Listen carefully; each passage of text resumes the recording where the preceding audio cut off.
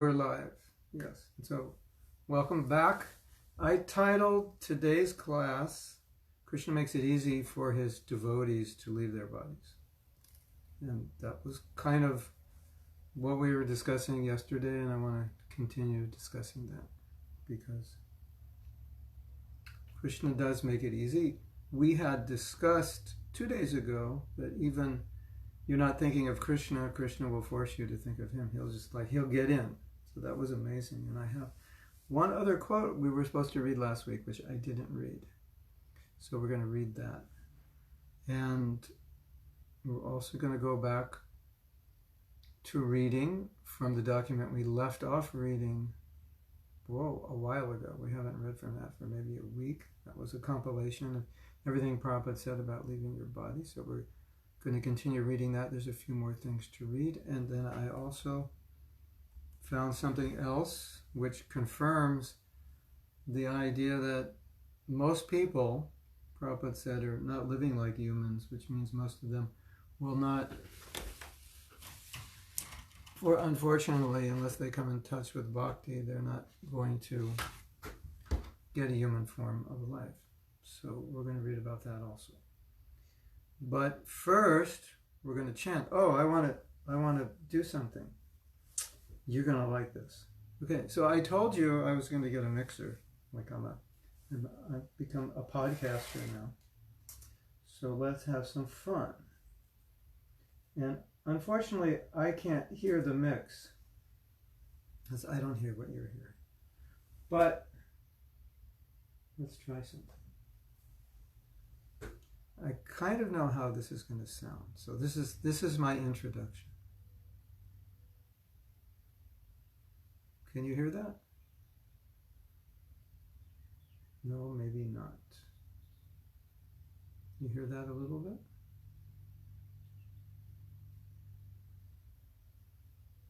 And I turn it down and I say, welcome to our morning show, Laughing Your Way Back to Godhead with your host, Mahatma Das.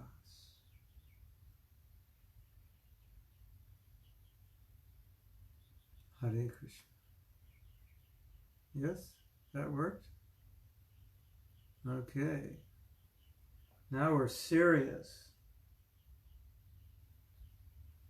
This has now become a serious show, right? Look what we just did. That was amazing. Okay, I move back because we're going to do kirtan. Hare Krishna. Let me see if I get my voice working, which you didn't hear my intro. Oh no. Dun, dun, dun, dun, dun, dun, dun. Shoot. Kamaniya wants another intro. You didn't hear it? Did you hear the music? Problem is, I have to figure out how I can hear it. I have to get some other cabling. Because right now, yes, I can't hear. This is what I did, Kamaniya. I brought up the music.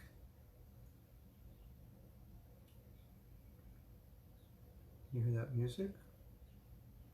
That's my intro music. And I brought it down. And I said, welcome to our morning show, Laughing Your Way Back to Godhead with your host, Mahatma Das. And I brought it up again.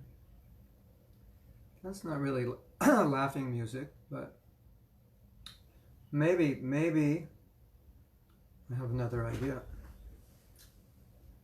Hold on. This could be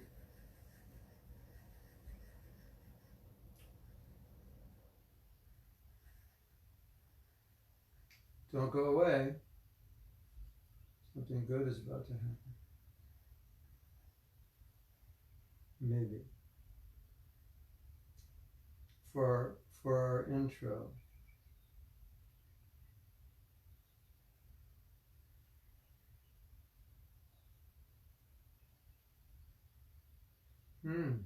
Okay.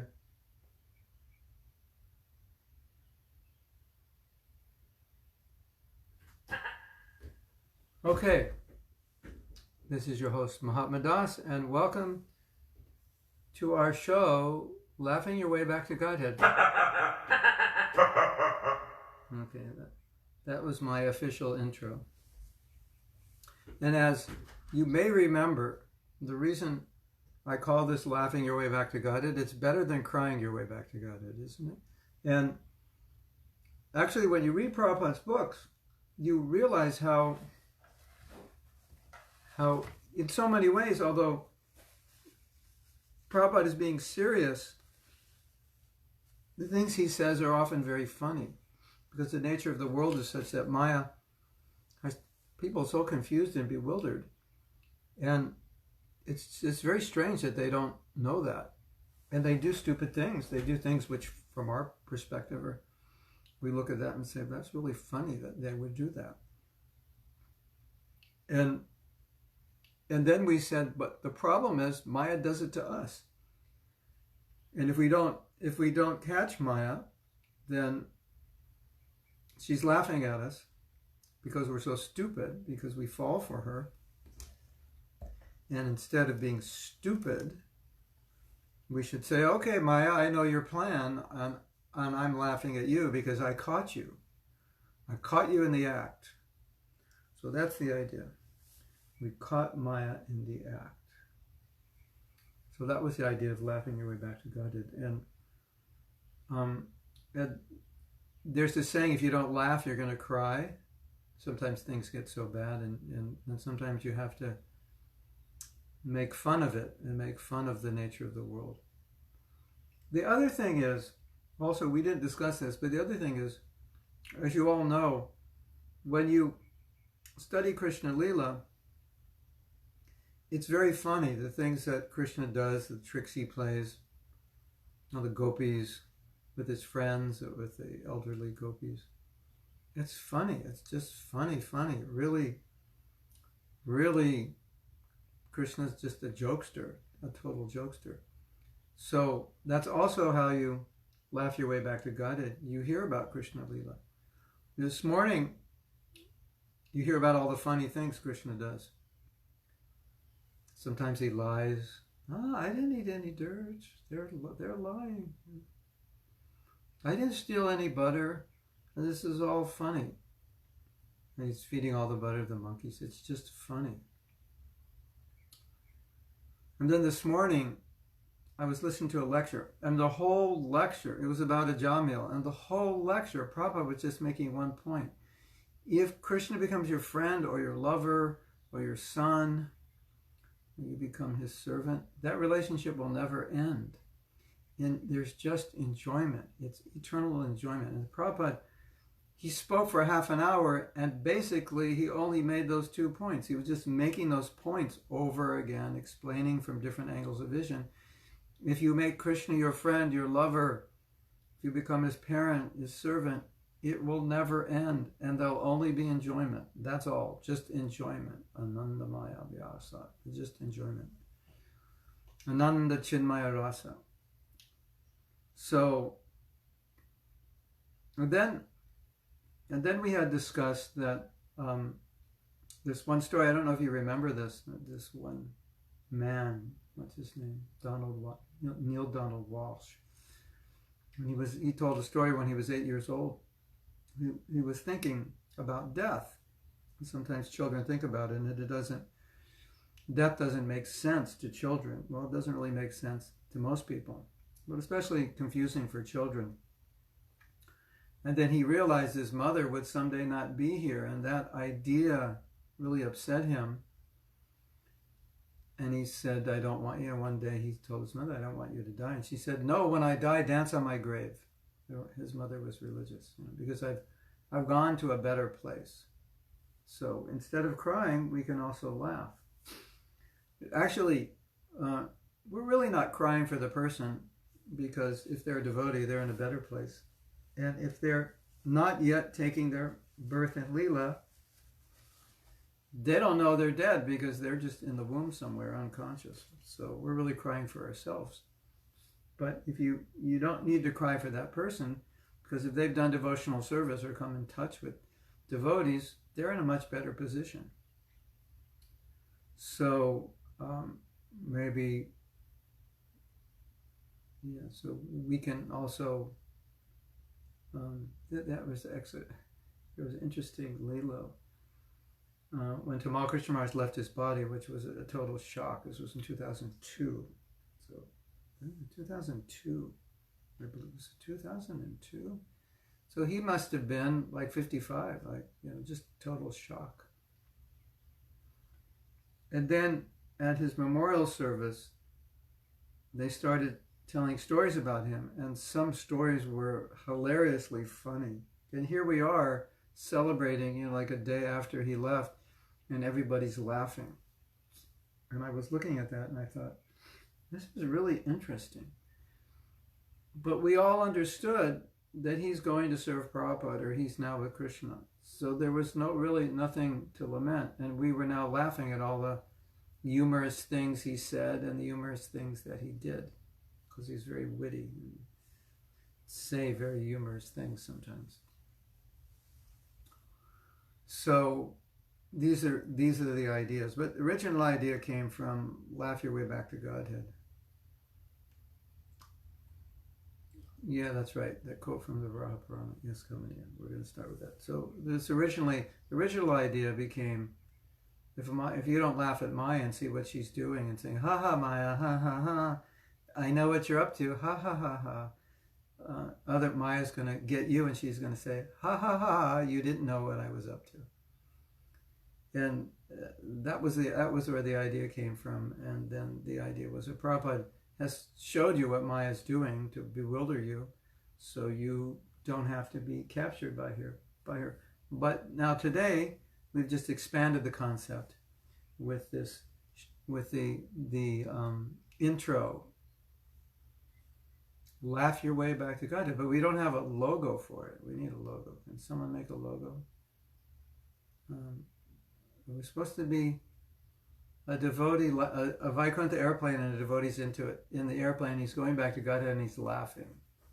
Or Maya's coming, and a devotee sees Maya and knows her tricks and he's laughing. That idea. So, another idea, which I've spoken of extensively, is how much Prabhupada was happy when the devotees were happy. And I remember stories where devotees, especially in the early days of the movement, devotees would come and tell Prabhupada how much they liked being devotees, how happy they were. And Prabhupada would say, so you like this Krishna consciousness? I'd say, oh yes, Prabhupada, I like it very much. I used to be miserable, now I'm happy. And Prabhupada would be so happy. He's so happy to see his devotees happy. Hare Krishna. So we're supposed to chant Jai Radha Madhava. That's our ritual, right? That's not how we're going to play it, right? So, welcome to Laughing Your Way Back to Godhead with your host, Mahatma Das.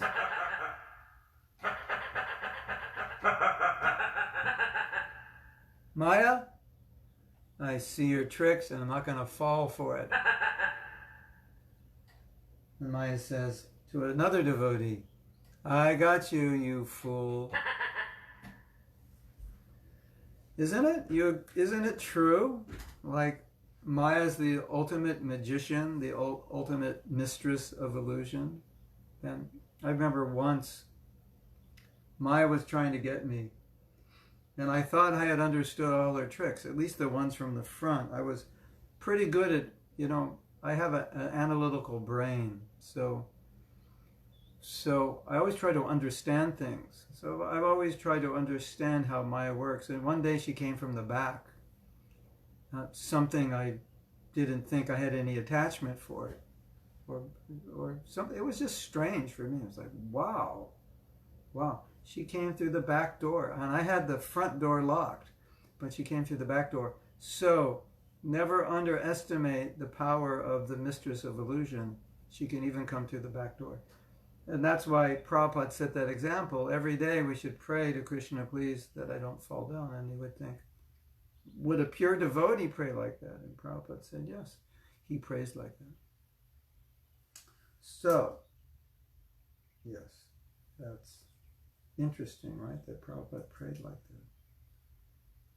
So, and then, as you probably remember, Prabhupada said, the problem with you Westerners, that I think Western culture is pretty much ubiquitous right now. So Western culture is kind of everywhere. And Prabhupada said, the problem with you Westerners is you're not afraid of Maya. It's like you think you can walk in the fire and not get burned. And we had discussed that idea. Remember the idea?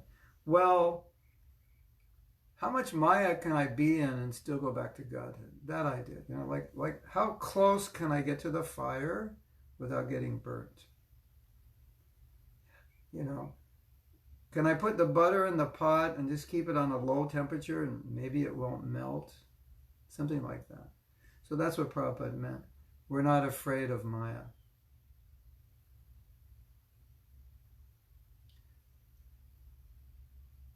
I'm not afraid of Maya. That's the problem. Remember yesterday we read this. This boy said, I don't bow down to anyone. Why should I bow to anyone? And then Prabhupada said, you have just analyzed your disease. I'm not afraid of Maya. You have just analyzed your disease. It's such an interesting answer. Right? If you ever say, I'm not afraid of Maya, then just think, I'm telling you, or Prabhupada's telling you, oh, you've just analyzed your disease. You're not afraid of Maya. At the same time, a devotee is confident that if he follows the order of his guru, he follows Srila Prabhupada, he chants his rounds without offense, he's confident by that process he'll become Krishna conscious. So that you have these both things going on. One is I'm afraid of Maya, and the other is I'm not afraid of Maya because I have the process. So this fear creates the strictness here. And then when you do this, you don't have to have this fear. So this fear is healthy because it creates this. And when you do this, you don't have to worry about this. Maya is tricky, but Krishna is the ultimate trickster, definitely. Okay, so why don't we do something? And now I'm a part of this keyboard. It has all kinds of sound effects. And interesting instruments from around the world. When I bought this keyboard, I think I bought it as a Christmas present for myself. And it was probably 1999. I've had this thing since 1999. I'm an unusual person. I have a tongue scraper.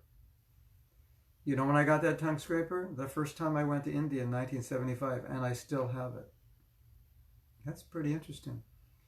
The day I was married, not the day, but right after I got married, my wife bought me this nice hat. I still have it. I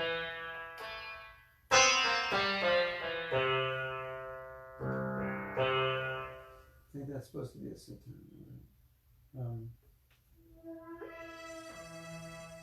I guess I'm wasting your time, right? I'm just trying to entertain you with something.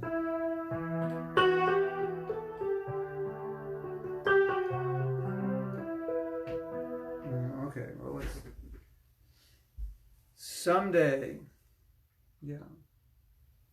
maybe Facebook's going to figure out how you can all sing along with me in time. I think we'll have to put a drum beat because it's just like we need something. Hold on. Don't go anywhere.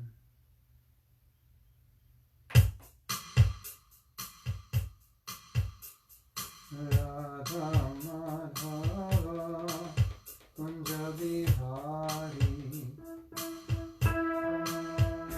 Jaya Radha Madhava Kunja Vihari Jaya Radha Madhava Kunja Vihari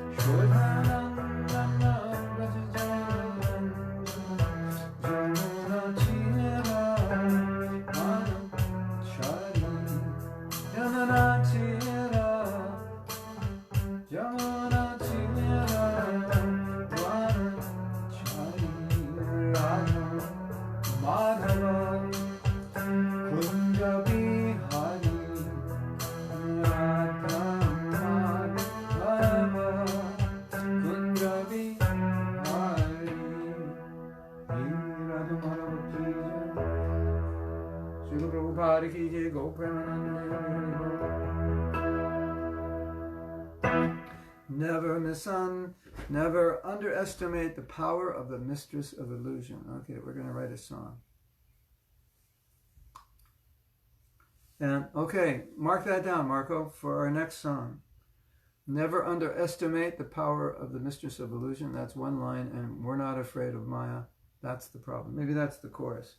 We're not afraid of Maya. That's the problem. We're not afraid of Maya. That's the problem. I think it's so interesting to put Krishna consciousness into music, because this way these important things we'll remember. Supa. What do we call the album? Supa. Supa. Supramundane. We'll call the album supramundane. That was a term Bhaktisiddhanta used. Above the mundane. Okay, so there's one quote we were meant to read yesterday, but we didn't read it. Now, with this mixer, I could put music in the background while I read. That would be interesting, wouldn't it? Well, let me experiment with that before we do it. Okay, where is the quote? There it is, okay. We were going to read this yesterday, and I got sidetracked. I don't know what happened. Was it questions or something happened? We got sidetracked. I don't know what it was and why it was. Let me just turn off the heater.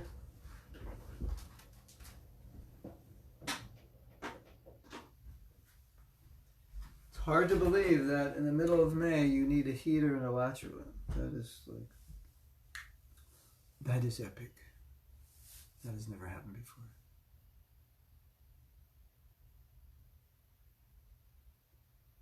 You didn't hear the intro music. All right.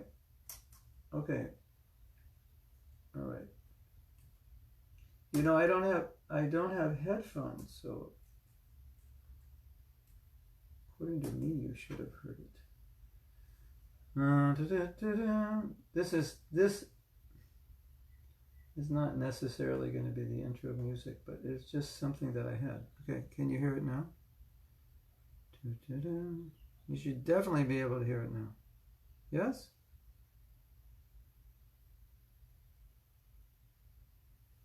Krishna Chaitanya, welcome to Laugh Your Way Back to Godhead with your host Mahatma Das. Maya will come and get you, but don't fall for her tricks. Laugh your way back to Krishna. Did that work? Oh, you know what happened? My computer died. Okay, today's not the day for this. We're gonna, you know what I'm going to do? I'm going to make a recording. It just has the intro, and we'll play it. Okay, well, one of my jobs for today, to make an intro for the show. Okay, so without further ado, we are going to continue reading what we didn't read last time. Are you ready? Are you ready? This is from the Varaha Purana. It's amazing. And this I found this quote, and this quote. We're reading this just to underscore so many things we've been discussing, and especially this story we read the other day, which everyone was so amazed and shocked by, of how Krishna conscious, how this devotee felt Krishna's presence when she was dying. So here's the quote. The Supreme Lord Himself assures us, the entire universe is my body. Neither birth nor death has any effect on me. When one gives oneself to me with the firm belief that I am his everlasting support, I think of him at the time of his death and rush to his side, even if he has no control over his senses. With his body appearing like a log or stone, I lead him to my supreme abode where he performs eternal service to me. Wow. Okay, I have an idea. I'm going to play music through my speakers. And let's see if you can hear it. Let's get some,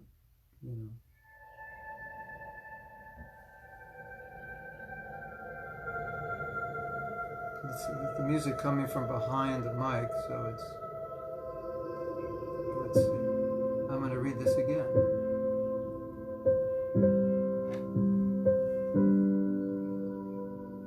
The Supreme Lord Himself assures us the entire universe is my body. Neither birth nor death has any effect on me. When one gives oneself to me with the firm belief that I am his everlasting support, I think of him at the time of his death and rush to his side, even if he has no control over his senses. With his body appearing like a log or stone, I lead him to my supreme abode, where he performs eternal service to me. Varaha Purana.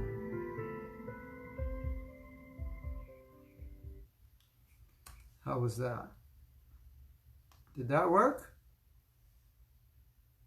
Well, that was even easier. I don't have to go through here. I just go through my speakers. But if I go through here, it'll sound better. I have, what happened was, my friend Hovey came over the other day, and he found this man who does soundtracks. He just makes soundtracks, and he gives them away, and there's like 300 of them. So I need this for some of the guided meditations I'm doing, and so I've been listening to them, thinking that idea we had of reading Prabhupada quotes. Remember that idea of reading the quotes with music to get devotees to listen more, to want to listen because it creates a nice environment. So that was an idea. So let's discuss this. So the first thing Krishna is saying is that death doesn't affect me. And it's kind of like making a statement that I'm in control even of death, so death doesn't affect me, so I can get you out of death also. Like I'm the controller of death. Death obeys me. So then Krishna says that the next point, when one gives himself to me, and not just gives himself to me, but gives himself how? With firm belief that I am his everlasting support. And this is the first two symptoms of surrender. There are 6 symptoms of surrender. And the first two, Krishna maintains me, Krishna protects me. So Prabhupada many times said, if you work for someone, they'll take care of you. And if you work for Krishna, don't think he's an ungrateful master. He will take care of you. And as I've often said, there are a lot of fat devotees in the Hare Krishna movement, which definitely proves Krishna takes care of his devotees. If Krishna weren't taking care of his devotees, there'd be a lot more skinny devotees, right? Where am I going to find food? I have no money. I don't know how to live. And I saw something the other day that I thought was so interesting. There was a politician in America talking about all the problems the pandemic is causing. People are losing their jobs. Mothers can't feed their kids. They don't know where the next paycheck, they don't have a paycheck, how they're going to live, and so forth. And I haven't heard any of that katha, that discussion. I haven't heard any of that from any devotee. And it's interesting, isn't it? I mean, definitely eating is not a problem for devotees. Well, actually, it is a problem. We eat too much. The only problem devotees have is they eat too much, but getting food is not a problem for a devotee. So, when devotees say, but I don't have faith in Krishna, and I say, but look in the mirror. You're fat. So you got enough food. And if you're looking in the mirror, you have a roof over your head. So what are you saying? You don't have faith in Krishna. It's funny, but it's true, right? So Krishna is saying here, one gives oneself to me with firm belief that I am his everlasting support. So that's the first 2 symptoms of a surrendered soul. And one thing that's very important to realize is yeyatamam prapadyante. So Krishna says, I reciprocate. But what's he reciprocating with? Well, he's reciprocating with many things. Here, he's talking about reciprocating with faith. Faith in what? Faith that I will protect you and I will maintain you. And when you have that faith, then I reciprocate with what? The maintenance and the protection. When you lack that faith, then what happens? You have to maintain yourself and protect yourself because you don't believe I will, and therefore you make the effort yourself, not thinking that ultimately it all comes from me. Then Krishna backs off, and then you have to do it. And then you lose out on this glorious relationship where you surrender to Krishna and Krishna says, okay, now I take care of you. You don't have to worry. Somehow or other, we're living. And we may not be living according to how we should have lived, according to our karma, either better or worse. Krishna has made the arrangement the way he wants it. So sometimes we're living much better than we would have lived because of our karma, and maybe we're living on a lower standard because he doesn't think we need to live with more. So whatever it is, but still, Krishna maintains, Krishna protects. I mean, look at Prabhupada's story. He didn't know how he would live. Sometimes Krishna makes it exciting, like you don't know how you're going to live, but still. What did Prabhupada say? Prabhupada said, and the Bible says this also, there are 8,400,000 species of life, and none of them are hungry. Only the human society is hungry? Like, how did that happen? And so Prabhupada said, it's just mismanagement. He said, you could grow enough food for the whole planet just in Africa. So, in other words, Krishna's made enough arrangement for food, so no one should have to suffer. But due to the unequal distribution of wealth, then you have these problems. This is artificial. But still, it's such an important point. Yeyatamam prapadyante. As you surrender, I reward. But we can change that for the sake of elucidating on this. As you have faith, I protect, I support, I maintain you. As you have faith in my support and protection, I support and protect you. That's what Krishna's saying. When one gives oneself to me with firm belief that I am his everlasting support, I think of him at the time of his death and rush to his side, even if he has no control over his senses. Wow. Did you hear that? Did you hear that? Hello, did you hear that? I'm going to read that again, just in case you didn't hear that, or in case you heard it here, but you didn't hear it. You have ears in your heart. Take the wax out of the ears in your heart so you can hear this. This is amazing. I think of him at the time of death and rush to his side, even if he has no control over his senses. So, this Krishna Tadeya Padapankacha Pancharantam. You know that song? Krishna Tadeya Padapankacha Pancharantam Ajaiva me Vishatu Manasaraja Hansa. You know that song?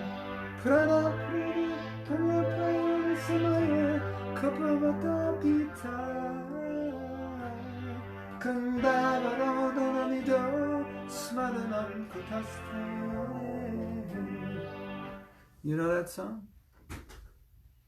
Prabhupada chanted that song. That's King Kulakshakar. We had discussed that song when Krishna Todiya Pada Pankajapan Sharantam. Prabhupada chants it like that. Adaiva me Vishatu Manasaraja Hamsa Pranaprayana Shamaye Kapavata Pita Kandavaro Danavito Shmaranam Kutaste. Prabhupada chants that prayer. May the swan of my mind become entangled in the stem of your lotus feet. So at the time of death, when I'm all choked up and can't remember you, let me die now so I can chant your name now. So we had discussed that. This comes up whenever you're talking about the time of death. This comes up. Prabhupada talks about this a lot. And here something very different. Here it said, yes, I have a quote. Okay, I'm going to read this for you now because now is the perfect time to read this. Please pay attention. This is amazing. The bodies, this is I think, as far as I remember, this is from Prabhupada talking about this song. He sang this song and then he explained what it meant, because Prabhupada did that often. He'd talk about a song, then he'd explain what it means. So, the body is supposed to be conducted by three elements: kapha, pitta, vayu, cold, bile, and air, or mucus, bile, and air. So when these three elements work simultaneously, there is no disease in the body. But as soon as these three elements overlap, there will be disruption, and the body becomes diseased. And when it is not possible to bring them again in harmony, a man dies. That is the verdict of Ayurvedic Shastra. So death takes place when these three elements overlap, not separate, overlap. The symptom is that there is a sound in the throat, which is like gar, gar. That means the patient cannot speak. The throat is choked up and he suffocates and dies. So this is the last symptom of the body. So this is what King Kulakshakar is talking about. And 2 days ago, on Monday, we read the story of Kamadaki. And towards the last moments of her, well, not the last moment, but she was also doing this. So they call it the death rattle. But it calmed down afterwards, and she would, by Krishna's mercy, she was able to chant. So this is what King Kulakshakar is referring to. So King Kulakshakar is saying, if this happens, there's no way I'm going to be able to remember you. There's no way I'm going to be able to chant your name. And then we read, I think it was 2 days ago, we read that Lord Chaitanya will come and force himself. He'll force himself in your mind, even if you can't remember. because you've dedicated yourself to his service, so he's not going to forget you. And we often think, what will my death be like? Will I remember Krishna? Will I be in too much pain, or will I be choking? And here we're getting assurance. It doesn't matter. So even though King Kulak Shekar is saying this prayer, it's a nice sentiment. Krishna, let me die now, thinking of you. But also, this other sentiment is there. Krishna, I know you will, if I don't think of you, you will think of me. So that's amazing, right? So let's read it again. Just in case the ears in your heart still have wax.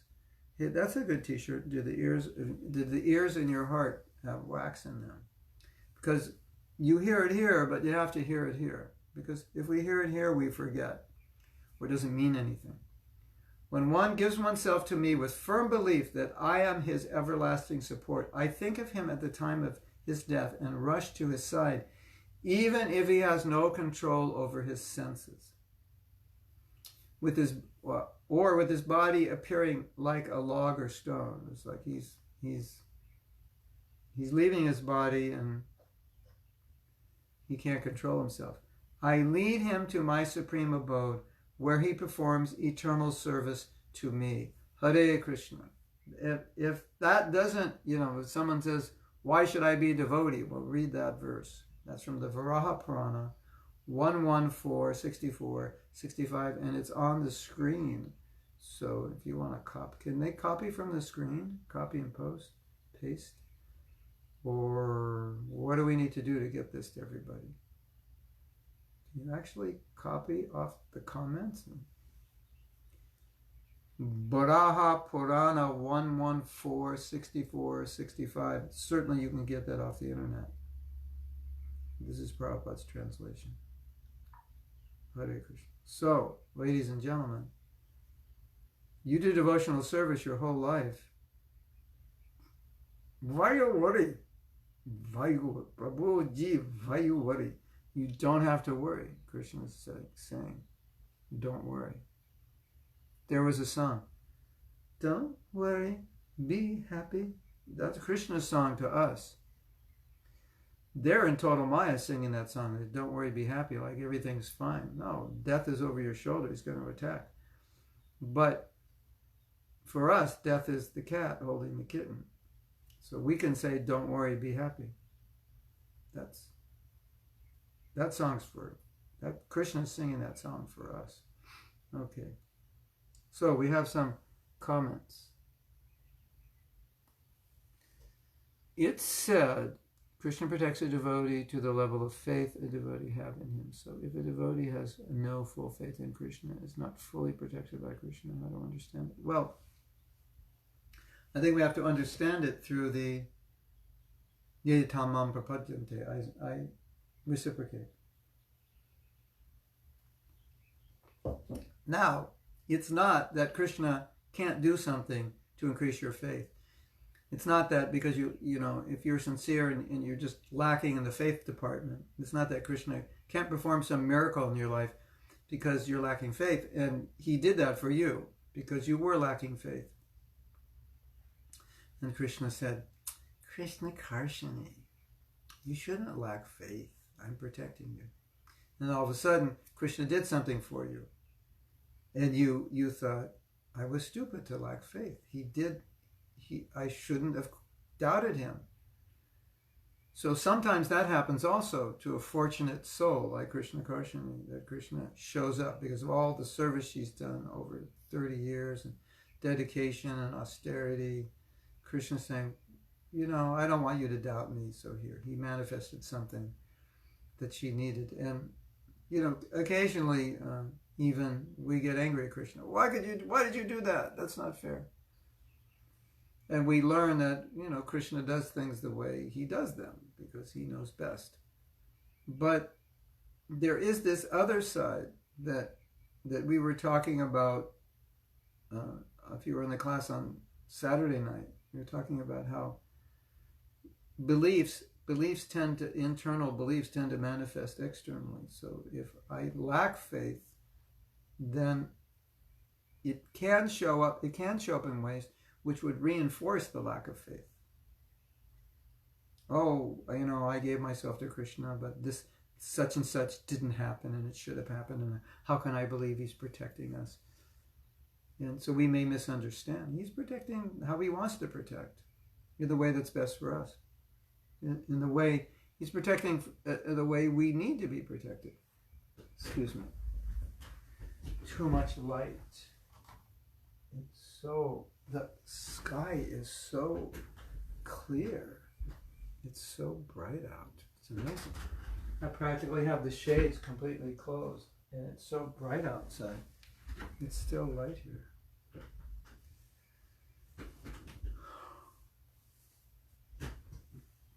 Then you have the story of Draupadi.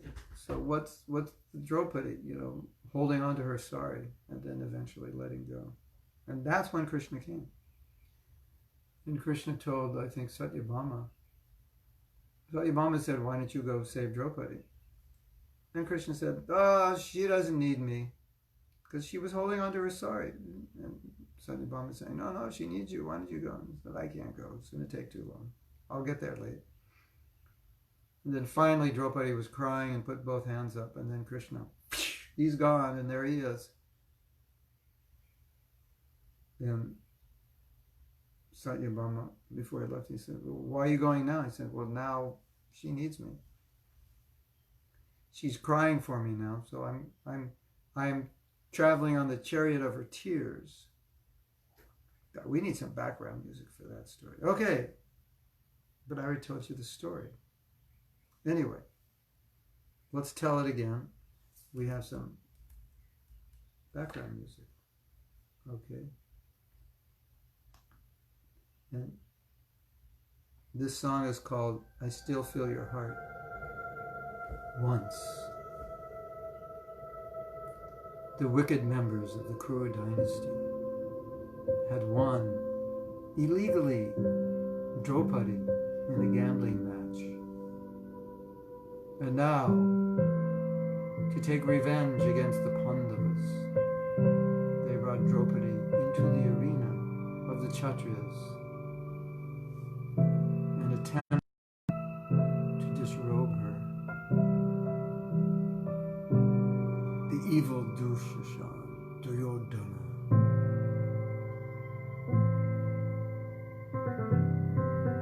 and the 5 Pandavas could do nothing. They were beaming in anger. They wanted to kill those who were trying to disrobe Draupadi. And Draupadi, a queen, a Kshatriya, she was holding on to her sari and pushing them away, pushing Kshatriyas away, fighting them off. But it was useless. And then she put both hands up in the air and yelled, Hey Govinda, Hey Govinda. Invisibly, and as much cloth as they pulled off, Krishna supplied. And protected Draupadi in a way that she could never protect herself. And everyone was astonished and bewildered, and they could understand. When you're protected by Krishna, no one can harm you. And if you're not protected by Krishna, no one can protect you.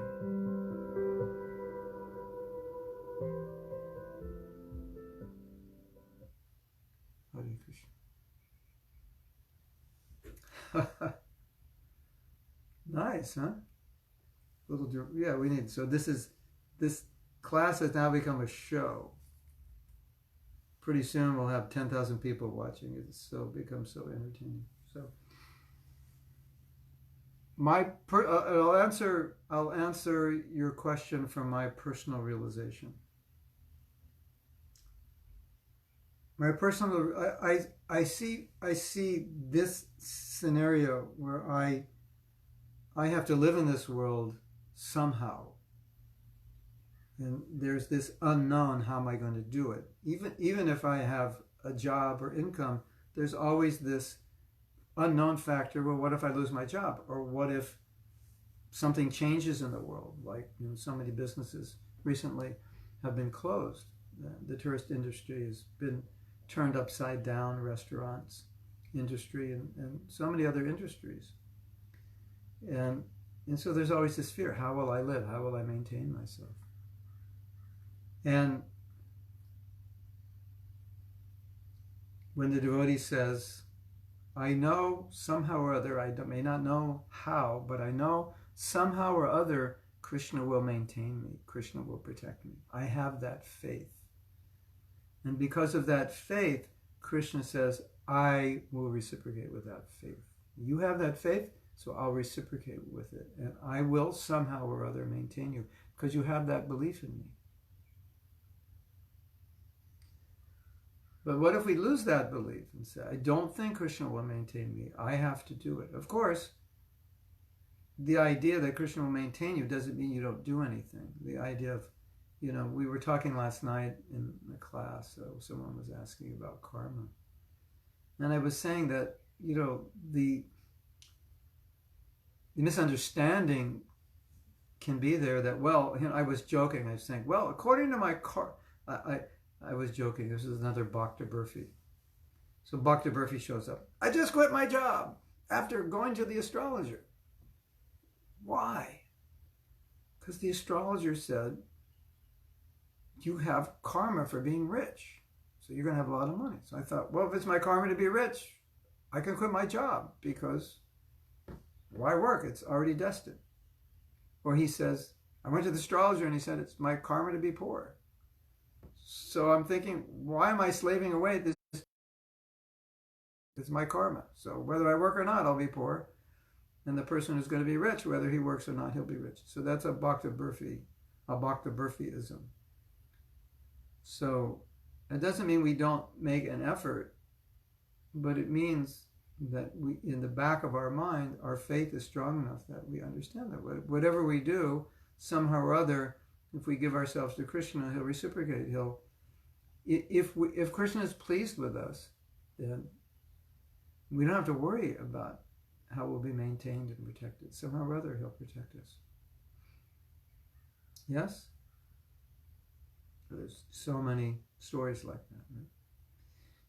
And then I think the question comes, which would probably be your next question, but sometimes it appears that Krishna's not protecting us.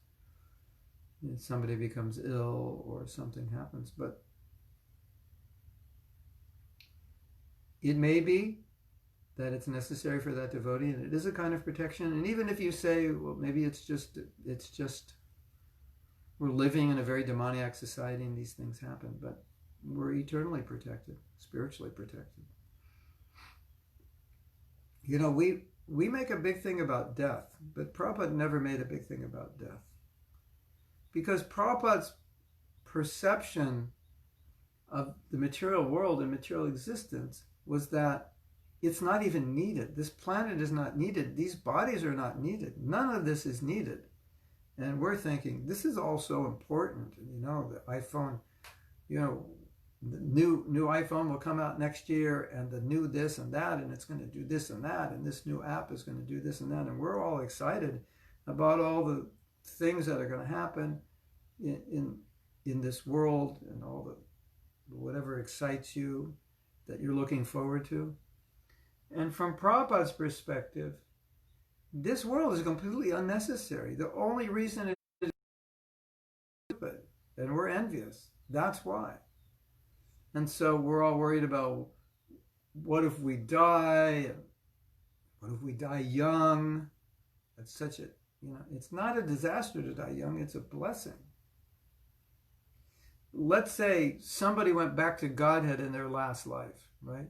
You wouldn't think, it's so unfortunate that they couldn't take birth again. Would you? If you thought that way, we would have to sit you down and talk sense into your head. That makes no sense, right? So some young girl dies. She's 13, and everyone's crying. It's a disaster. And we're thinking, and from Prabhupada's perspective is, she didn't have to live, to be 80 and suffer for the next 67 years. she got to go back to Godhead. You know, the whole point of taking birth here is to prepare yourself to go back to Godhead. So if you could do it at the age of 13, why stick around to 80? Right? Everyone should be happy. Well, she went back to Godhead and she only had to live 13 years. That's fantastic. You know, I'm 70. I had to live through all kinds of stuff, and who knows what else I'll have to live through. And she's gone back to Godhead. That's how it's seen from the spiritual perspective. From the material perspective, oh, it was so bad. She was so young. She had a whole life ahead of her. Yeah, but now she's with Krishna. That life ahead of her, I think, is a lot better than the life she had ahead of her in this body, in this world, right? So once there was a morning walk. I've told this story before, but I think a lot of you haven't heard it. There was a morning walk, and they were talking about children. And I forget the context. There was some context of celibacy. Oh yeah, this was the context. They were talking about celibacy. And so the devotee says, Srila Prabhupada, what if we all become celibate? Then there'll be no one in this world. And then Prabhupada went on to explain, you don't need this world. The world is just for rebellious souls. So if this world no longer exists, it's no loss. It's like, but if there's no, it's like saying, but if there's no more criminals, then we won't need jails. That's horrible. Everyone's looking at you. Hello, what's wrong with you? We don't want criminals. And it's good if there's no criminals.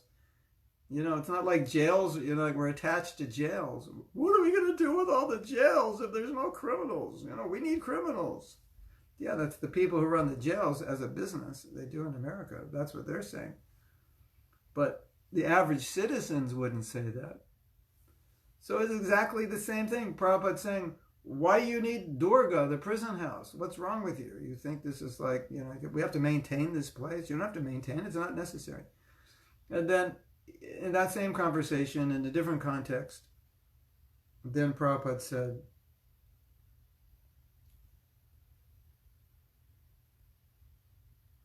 why? And he's saying, but Prabhupada, we don't have any children, then the world won't go on. And then Prabhupada said, why do you want to bring children into this world of birth and death? Kind of like, that's really bad that you're bringing children in. But I think Prabhupada didn't mean devotees, because we bring in children with the goal of getting children out of this world. That's our goal of bringing them in.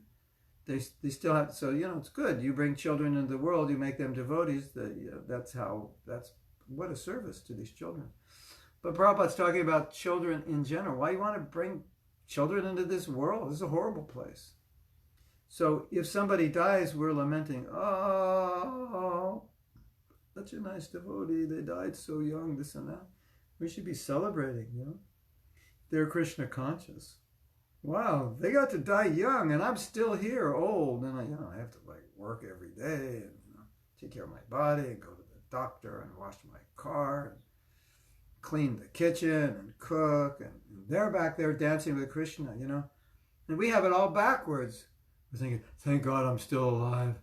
I don't want to die young. I'm not ready. And they're in rasa dance right now, looking at you thinking, you're nuts. You're crazy. You should get up here as soon as possible, And you're thinking, I'm glad I didn't die. I'm still young. So many movies I want to see. So many places I want to go. And I'm saving money for a new this and that. And they're looking at you, if they could look at you after they've gone back to God, they're looking at you thinking, you got no idea what you're talking about. You you got it all backwards. So that's how Prabhupada saw it. And Prabhupada didn't see death like it was a big thing. It was just like, here's another, but you have another body. This is like, number 1,876,392 amongst your bodies that you had. So what's the big deal? It's just a set of clothes. That's spiritual vision. So we have faith. That's the faith also. Krishna will take care of us eternally. I have nothing to worry about. I just have to get up and chant Hare Krishna every morning and do service and tell other people about Krishna. That's all I have to do. And if I'm married, I have to work, do something to maintain, but live simply, do something, but center my life on service, on sadhana, then, as we say in America, you're good to go. You're good. Chant Hare Krishna, and you're good to go. Back to Godhead. You know, like what we say in America, like let's say you go get a haircut, which I haven't gotten since I think I got a haircut since I was about 18. That was the last 17. I became a hippie. No, I didn't. The last haircut I got, well, you're looking at me and go, no, it looks like you got one this morning. The last real haircut I got was when I joined. Before that, I didn't cut my hair for a few years. But let's say you go to a barber and they finish, and they'll say, okay, you're good to go. Like, you're good to go means we're finished. And so, chant Hare Krishna, do your seva, etc., and you're good to go. Okay, I finished my 16 rounds. I'm good to go. Where? Back to Godhead. So that's the idea. Okay. I'm glad we could read that. So, we read this last statement. Now we're going away from your question. I think we finished that. We're reading this last statement, which was a reference to Prabhupada saying at the time of death, grah, grah, grah. And Krishna saying, doesn't matter what condition you're in, I'll be there. I'm coming for you. Don't worry. That's the idea. Okay, so you can cut and paste from the comments. So if you want that quote is, if you want that amazing quote, if you want that amazing quote, there it is. In any time a devotee ever says to you something like, I don't know if I'm going to make it at the time of death, you say, don't worry, Prabhu, don't worry. Because you just serve Krishna in this life, give yourself to Krishna. He's noticing. You know, when you go to the temple, you know what happens? Krishna sees you there. It's like, oh, there's Satyarupa. Oh, there's Krishna Karshani. There's Sundarananda. Sundarananda, you know, one time I had a bad something in my leg and I was standing in front of Radhanath in Durban. I was just chanting my rounds and the pain went away. It was like something I had for like, who knows how long. And while I was chanting my rounds, it went away. And then I had another problem and it went away in South Africa also. So if you're sick, you should get on the next plane to South Africa. Sit in front of the deities. So if anyone has any fear of dying, this is the verse. Okay. Sundarananda and I, we worked together in VIH in the late 90s. That was a privilege. Yeah, I'm thinking about doing this like voice. That I have all this very good equipment that I use for music recording, so I could do it. I think about it a lot. I'm just a little behind certain things I need to get done, projects. But once I get through those, I'm going to set up something right here in my office, so I don't even have to go to my studio. I can do it right here and just put them out. Not CDs, just put them out there. I want to do like affirmations for forgiveness. Forgiveness meditations. We have japa affirmations. We can have japa meditations. Okay, so we have a question from Parker Brown, the one and only, who is about 15 miles from where I'm sitting right now, at the Krishna house. How wrong is Bhakta Burfi, though? What extent can we overcome our karma? Like you said yesterday about the Maharaj who would marry two people with opposite natures, but with Krishna consciousness. Could they overcome their differences? Should devotees even concern themselves with understanding this karma stuff? Well, generally, no. However, Prabhupada did say a few things. when they discuss karma, and there are probably articles on this written by astrologers who could give a better answer than I can give. In fact, I recently saw something from Bhanu Swami about astrology. Bhanu Swami knows astrology, and he's quite a very good scholar on Vaishnava philosophy. So you may want to look online, Bhanu Swami, and talk. I think it may even be a seminar on astrology. But I can tell you some things that Prabhupada said. He said, I don't know the context, so I can't give that, but obviously the context was something about astrology, and they were asking him. And Prabhupada said, well, if you know it's going to rain, you can bring an umbrella. So if you know you're going into a difficult period, then you can take some precaution. So the problem is you can get very obsessed with it, and Prabhupada was definitely not obsessed. Oh, today's Wednesday, and Jupiter goes into this, and Saturn goes into that, so I'm not going out today. I'm calling in sick, So I heard that Prabhupada said if you try to follow all these rules, astrological rules, he said you won't be able to do anything, because you can only do this at 5 a.m. and if it's 5:15 and you do it, then the demon's going to, instead of being auspicious, it's going to be inauspicious. And the idea that Prabhupada gave was, well, Krishna consciousness is always auspicious. Anytime you do it anywhere, it's auspicious. So that's one thing Prabhupada said. Another thing he said once, this was, I believe, all these astrology conversations were coming up when Prabhupada was ill, because he wanted to see what his future was going to look like, because if he wasn't going to live, he would do one thing, make certain plans. If he was going to live, he would make other plans. So one time Prabhupada said, the devotees wanted to look at the astrology, and Prabhupada said, okay, let's have a laugh. Let's look at it and have a laugh. Kind of like, how seriously can you take it? Because for a devotee, yes, there are things that Krishna can change or will change.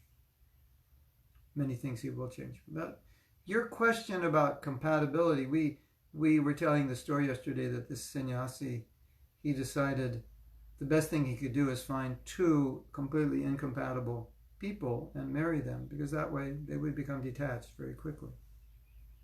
If they were still alive after 3 years, that's another thing, He might get killed by a flying pan or something in one of their arguments. So, in the Vedas, it talks about compatibility, because compatibility is important. If a Brahminical woman marries a Shudra man, it's not going to work. It's just not going to work. Actually, in a purport, Prabhupada said, now we're getting into a marriage class here, but it's so interesting. Prabhupada said in a purport, he said, if the woman is more qualified than the man, it's not going to work. The marriage is not going to work. Now all the women are thinking right now, that's why my marriage isn't working. I never understood. I kind of thought maybe it's because I'm so exalted and he's so low, but now I understand. So all the women are going to think, yeah, every marriage that didn't work, it means the woman is more exalted than the man. Well, could be one reason. But anyway, that's what Prabhupada said. So, you get astrologers, you look at the chart, you look at the nature. So it's not that karma doesn't exist, and it's not that we entirely neglect it. But at the same time, one time Prabhupada said, he said, you look at your hand, this is all your karma here. Well, actually, your karma is on your left hand, and what's here on your right hand is your current karma, which changes when you become a devotee. That's why the hands are different. Whoa, my hands are really different because they change. That's what your karma you were born with, as far as I understand. So Prabhupada once said, and there's the saying in Shastra, if you clap your hands, all sinful reactions. Clap your hand in front of the deity, all sinful reactions go away. So Prabhupada said, they're talking about palmistry and this, and he goes, just clap your hands. It's all gone. So Prabhupada seemed to really give preference to the idea that I'm just Krishna's devotee, and whatever. It was when Prabhupada looked at astrology, he said a variety of things, but I think more that this is his personal. It may not. You could say maybe it's not a philosophical, but it's his personal, and he's an acharya, and we follow his example. So this is what he said. This kind of, I think, sums it up. He said, whatever may happen, let it happen. We depend on Krishna. Okay, so I go to my karma and I say, okay, this will happen, so I'm not going to travel on this day, not do this and that. But I have to preach. So it's kind of like, whatever will happen, it'll happen. I'm protected by Krishna. That was his mood. But it doesn't mean you don't use your intelligence. It doesn't mean you don't work, because according to your karma, Prabhupada said, according to your karma, it's guaranteed how much money you'll get. You won't get 1 cent more, you won't get 1 cent less.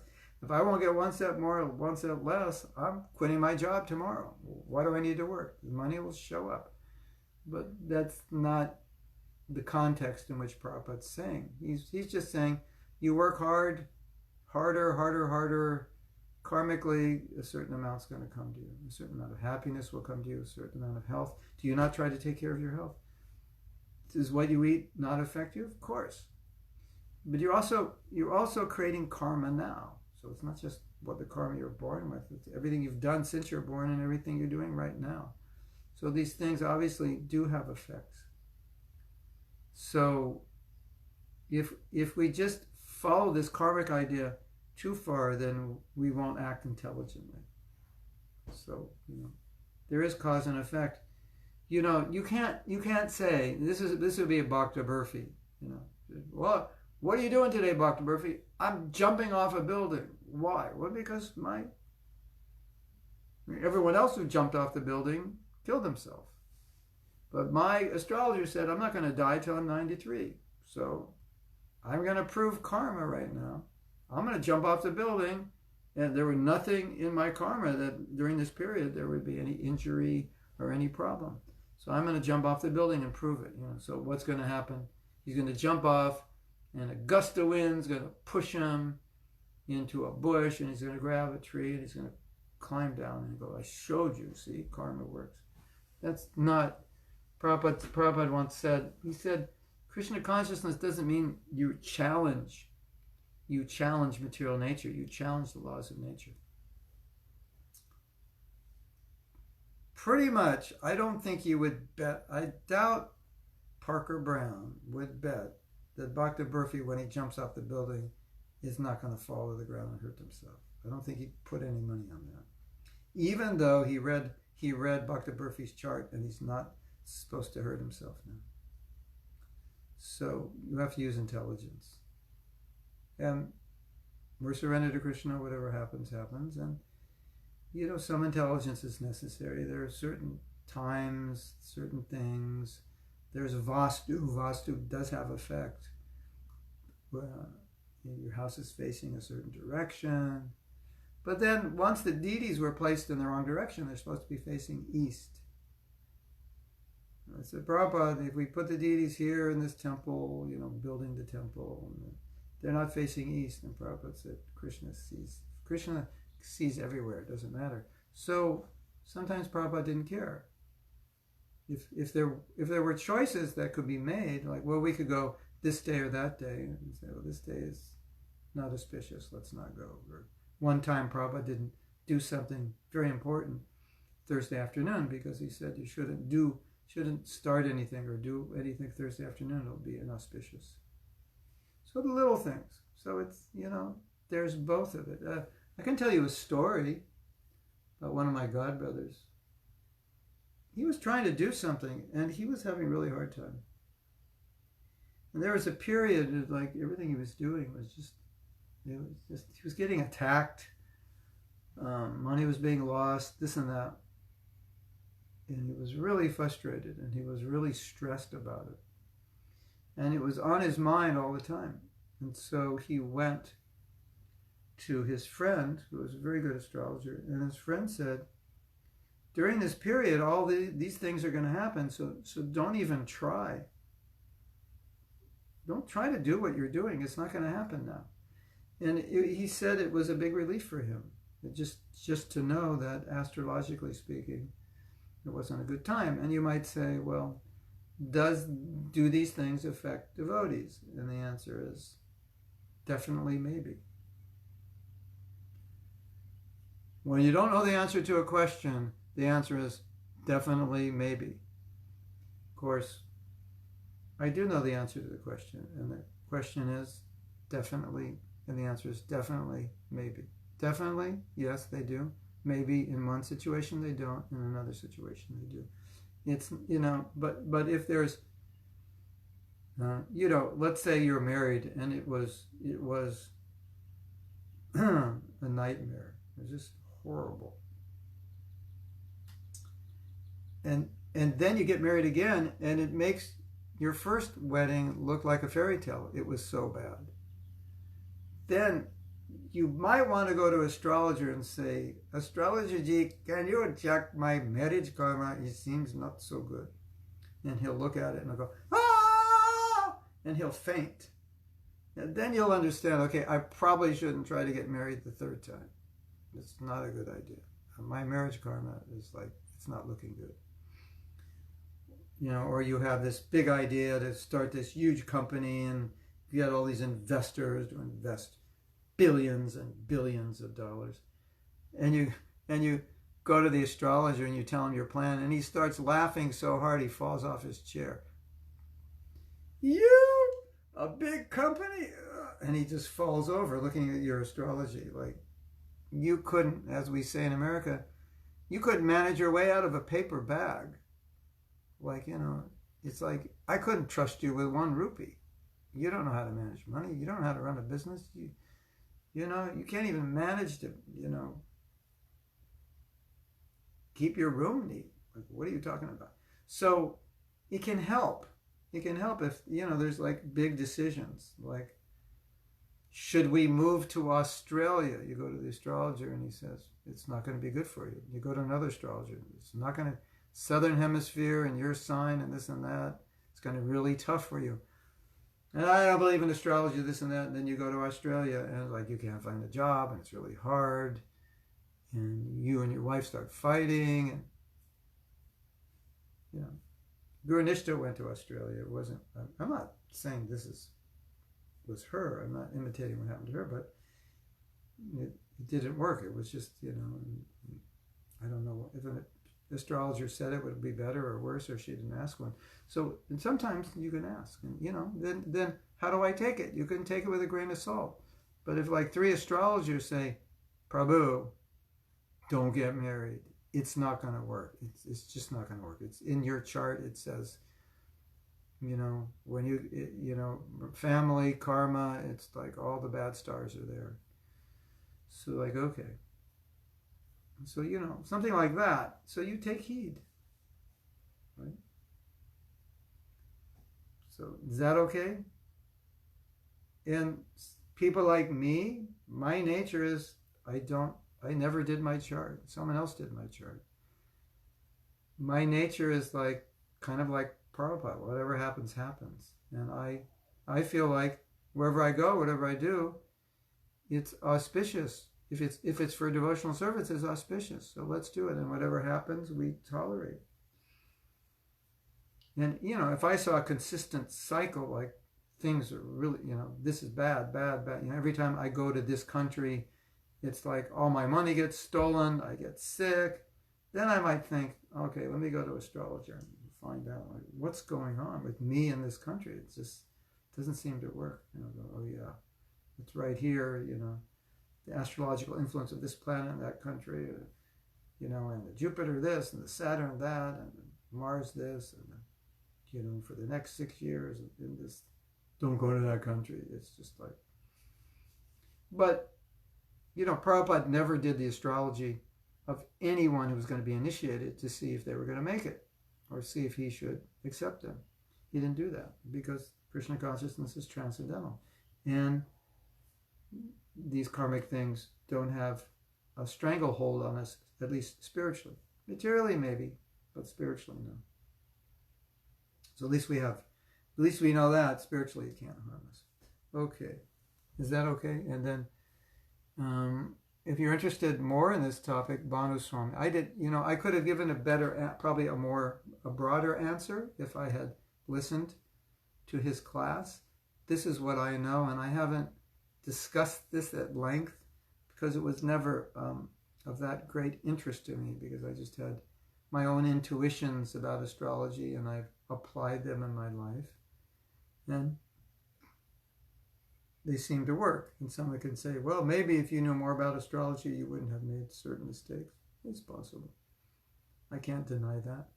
But I think it also depends on your nature. It's just not my nature. My nature is like, okay, something has to be done, let's do it. And I always felt like if my astrologer said, no, it's not going to work, then I would just give up, or I'd be depressed. I'd say, I'm the kind of person, well, I'll make it work anyway, even if it's not in my astrology. Someone may say, well, that's not good. Someone else may say, by Krishna's grace, it could happen, even if it's not in your astrology. And that's the way I tend to think. If Krishna wants something to happen, even if it's not your karma, but within devotional service, it could happen. So why not? Go for it, right?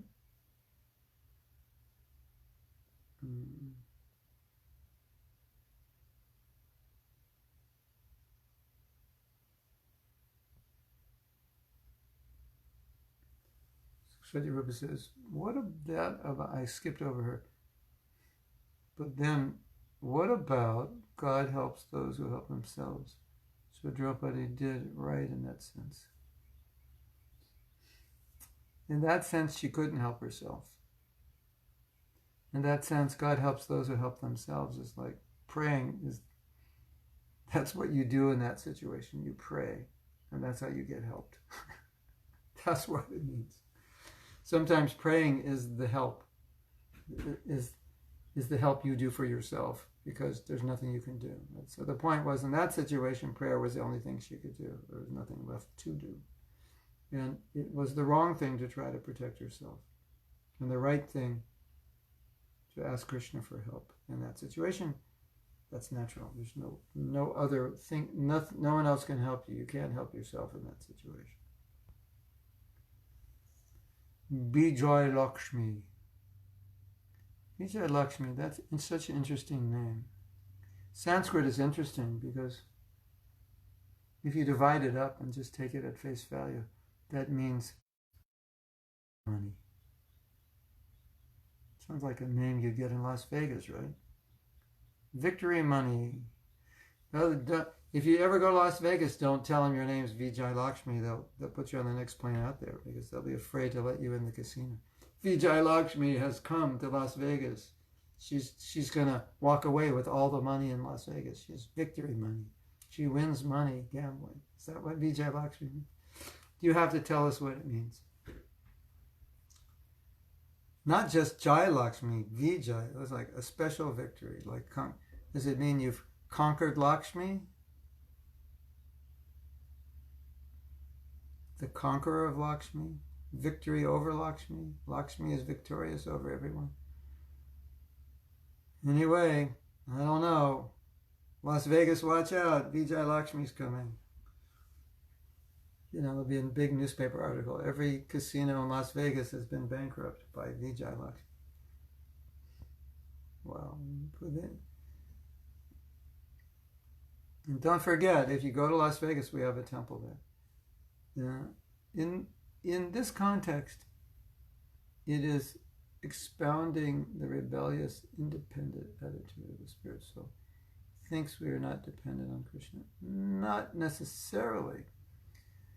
But faith evolves as you advance. So sometimes you may be trying to surrender, but it's incremental. And so your faith in Krishna may not be mature at this point. And so before it's mature, there may be doubts that Krishna will take care and protect. So it's a sign of, like we have to see surrender as incremental, right? It's on a continuum. So we had read previously that surrender means you accept Krishna, But it's also, you're going to accept Krishna on various levels. 100% faith, 98, 50%, or sometimes doubting, or 100% faith, 364 days a year, one day lacking faith, and so forth. Krishna Karshani says, I noticed that bad things tend to happen to negative people. It's relating to devotees also. Well, there's a karmic, there's an energy field that positivity or negativity creates. We create our own reality with our thoughts. It's part of karma. There are devotees who are happy and their life is going smooth. And the ones who are creating... Oh, that's a long comment. And there are devotees who, with negative way of thinking, made their life disaster. So I'm just laughing at the words, the way you spell words. Krishna Karshani is Polish. So few words get spelled like they sound rather than... English is a weird language because not everything is spelled like it sounds. So it seems that we have more control on our lives than we think. Well, we're creating karma right now. That's my point. So your thoughts cause and effect. Everything's cause and effect. Go yell at your husband. See what the effect is. No, don't yell at him. Appreciate him. See what the effect is. There'll be a karmic reaction to that. Maybe I am wrong, but it seems that Krishna is mostly watching us from the distance, not interfere. We are the ones who are creating our happiness and our own distress. In many ways. Well, Krishna's not distant, but the thing you have to realize is you're creating karma every moment, and it's not that your thoughts don't have an effect on your environment. They do. Very much so. And it's true. But then it gets complicated, Krishna Karshani, because then someone's going to say, yeah, but you know why they're negative? It's their karma in their last life. They were very negative and they brought it into this. So it's a complicated equation. And then Mahatma Prabhu is going to come and say, but you can change it now. No matter what your karma is, you can change it. Okay. Let's have a little drama.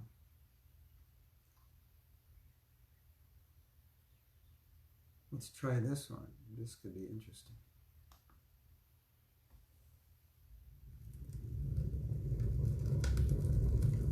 We all have karma. Some have good karma. Some have bad karma. We've brought in heaps and loads of karma from millions of lives.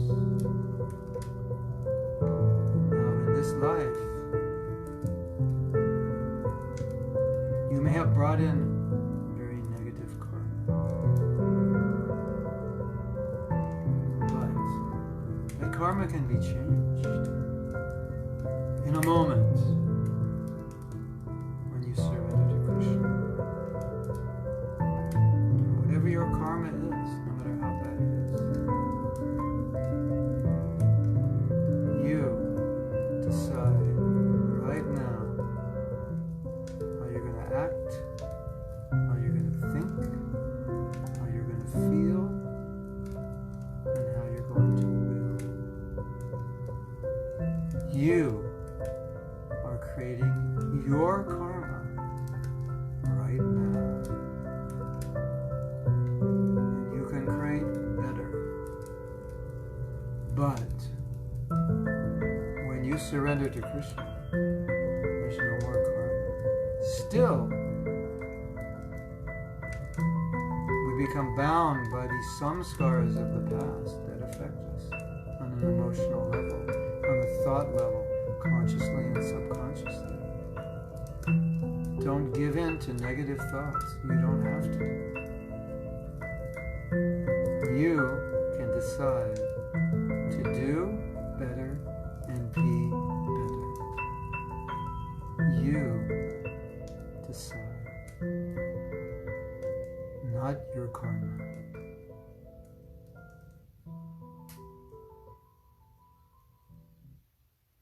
That's my answer.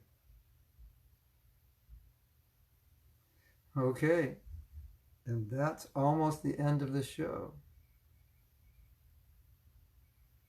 We have japa affirmations with music. It's on my website. You just scroll down and it says japa affirmations with music.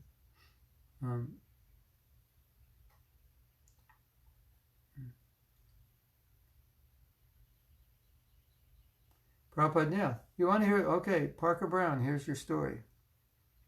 We want more music for this story. This is not a long story.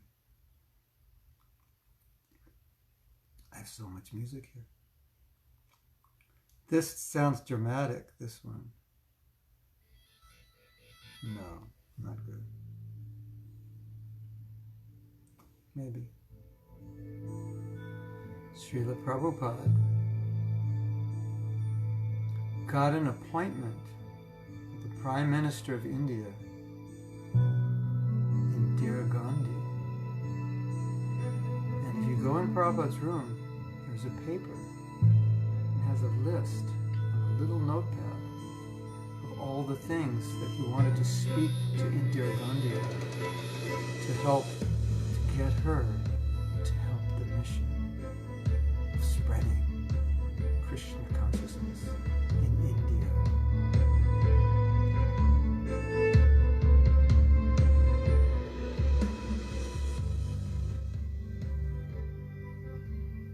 He wanted her to get visas for the devotees.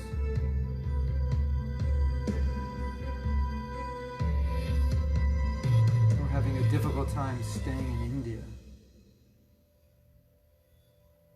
And he wanted her to help in many ways. But the only time the appointment could be made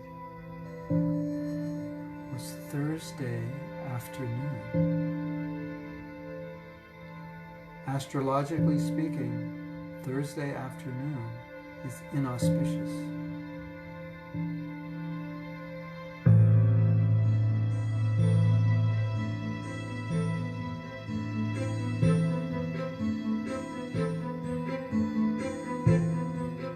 And if you enact anything Thursday afternoon, anything new, anything important, will have a disastrous effect.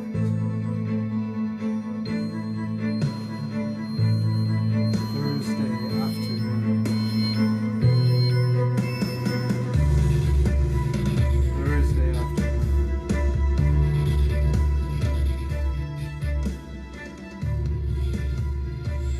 Thursday afternoon is so inauspicious.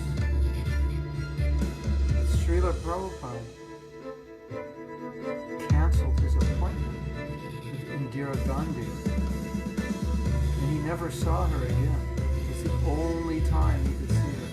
And he canceled the appointment because Thursday afternoon was considered inauspicious.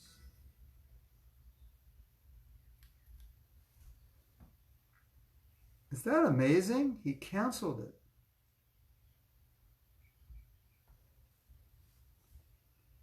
That's amazing. I find that amazing. Such a canceled meeting, the Prime Minister of India, to get all these, and he never had another opportunity to meet her.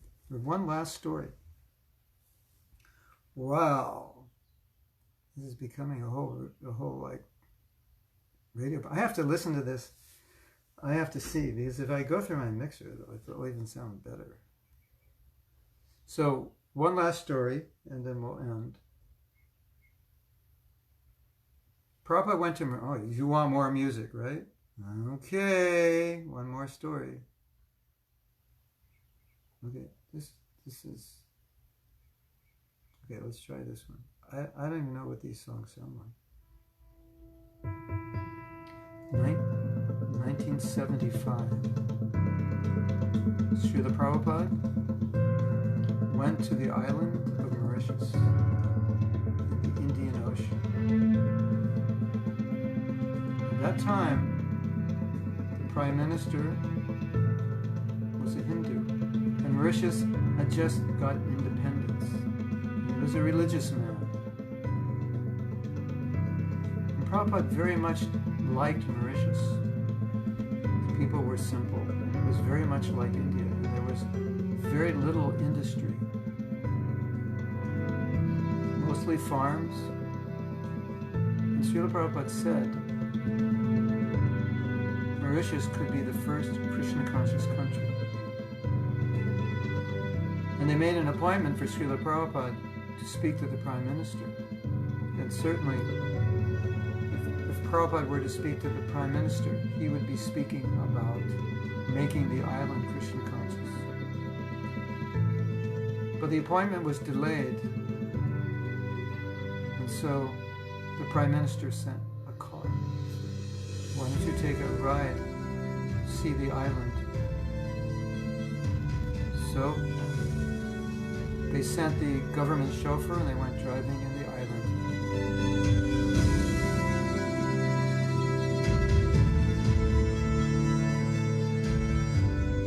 Mauritius is a very, very beautiful island.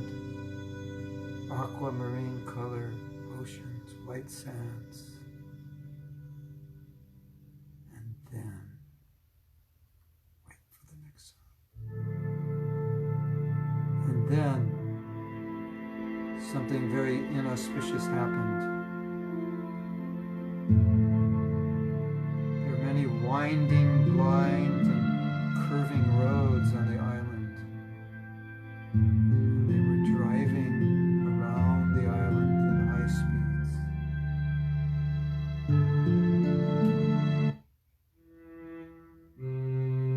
Whoa, whoa, whoa, whoa, whoa, whoa. And then car accident, head-on car accident.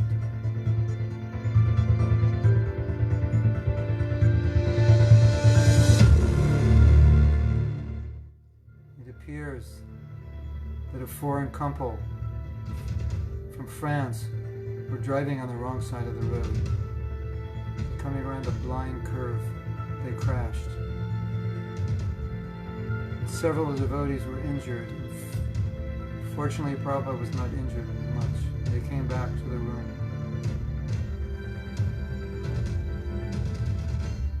And Prabhupada said, "This is inauspicious. We will not meet the Prime Minister."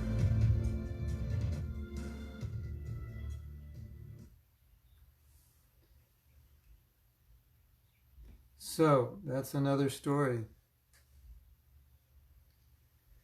He could have met the Prime Minister, and he didn't because he took that as an inauspicious omen. So it's not that Prabhupada didn't follow these things, but he didn't base his life around it. I think that's the conclusion we can make from this.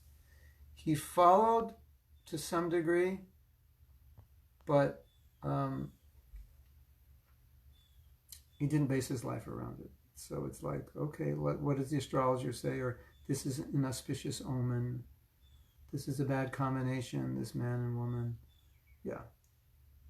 So that couldn't be there to some degree, some balance. We're going to have to go now. Save your questions for tomorrow, please. Or if Kamaniya, you could note the questions down and then we can begin tomorrow with those questions. I know you love these dramatic. I have like unlimited music here. Wow, listen to this one. The name of this song is called "This Day We Die." This might be perfect. Let me leave you with one quote from Srila Prabhupada.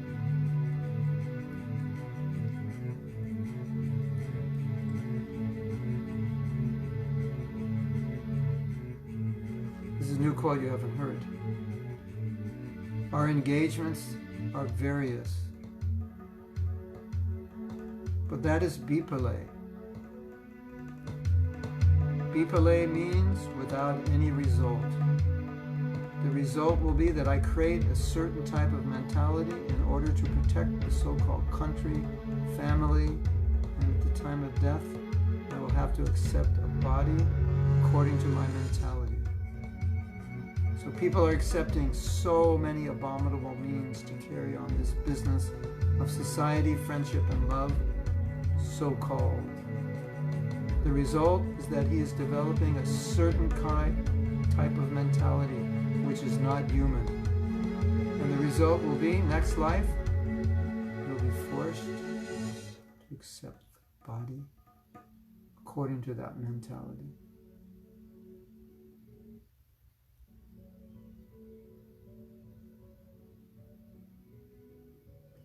We'll read that quote again tomorrow. It's interesting. Prabhupada's directly saying, that was the wrong music, but directly saying, the mentality, there's the body, just for that mentality. Okay, thank you, everyone.